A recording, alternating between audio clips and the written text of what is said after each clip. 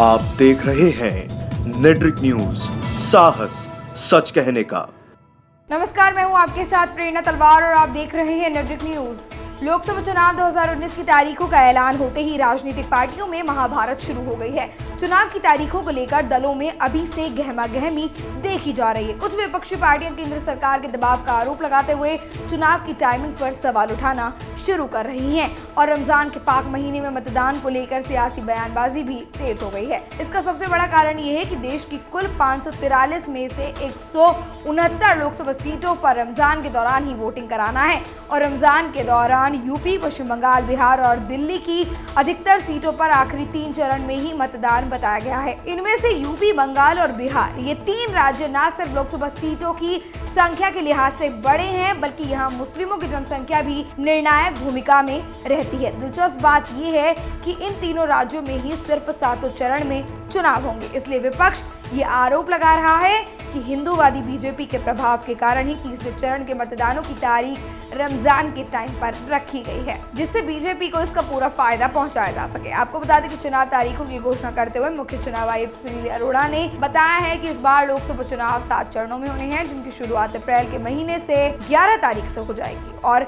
11 अप्रैल को पहले चरण के मतदान के बाद 18 अप्रैल, 23 अप्रैल, 29 अप्रैल, 6 मई, 12 मई और 19 मई को बाकी चरणों में मतदान होगा। गौरतलब है कि इस बार कि रमजान का पाक महीना 5 मई से शुरू हो रहा है। इसका मतलब है कि आखिरी चरण में जो मतदान होने हैं वो रमजान के दौरान ही होंगे और रमजान के दौरान मुस्लिम समाज के लोग सुबह से शाम तक बिना कुछ खाए पिए रोजा रखते हैं। इस पर सवाल ये उठता है कि रोजे और मई की गर्मी में मुस्लिम समाज के लोग कैसे घंटों तक मतदान की लाइन में लगकर मतदान में हिस्सा लेंगे। अगर मतदान रमजान के दौरान होते हैं तो इससे एक बात तो साफ हो जाती है कि मुस्लिम इलाकों का प्रतिशत इस बार के लोकसभा चुनाव में कम होने वाला है और इससे उन पार्टियों को फायदा मिलने वाला है जो हिंदूवादी हैं। और बता दें कि जिन्हें मुस्लिम समाज के लोग वोट नहीं करते हैं, इस्लामिक स्कॉलर और लखनऊ ईदगाह के इमाम और शहर काजी मौलाना खालिद रशीद फरंगी महली ने चुनाव की तारीखों पर कड़ी नाराजगी जाहिर करते हुए कहा है कि चुनाव आयोग को मुसलमानों का ख्याल रखते हुए चुनाव की तारीखों का ऐलान करना चाहिए था। इसी के साथ शहर काजी ने चुनाव आयोग से तीसरे चरण के मतदान की तारीखों की बदले की मांग की है। वहीं कोलकाता के मेयर और टीएमसी नेता फरहाद हकीम ने चुनाव की तारीखों की घोषणा होने के बाद कहा है कि बिहार, यूपी और बंगाल में 7 चरण में चुनाव होने हैं और इन तीनों राज्यों में अल्पसंख्यक आबादी काफी ज्यादा है। रोजे के दौरान वोटिंग करनी होगी, चुनाव आयोग को इसका ध्यान रखना चाहिए था। उन्होंने बीजेपी पर आरोप लगाते हुए कहा है कि देश की जनता बीजेपी हटाओ देश बचाओ का मन बना चुकी है, जिसके चलते बीजेपी नहीं चाहती कि अल्पसंख्यक अपना वोट करें। दिल्ली की आम आदमी पार्टी भी रमजान के समय मतदान पर सवाल खड़े कर रही है और आम आदमी पार्टी के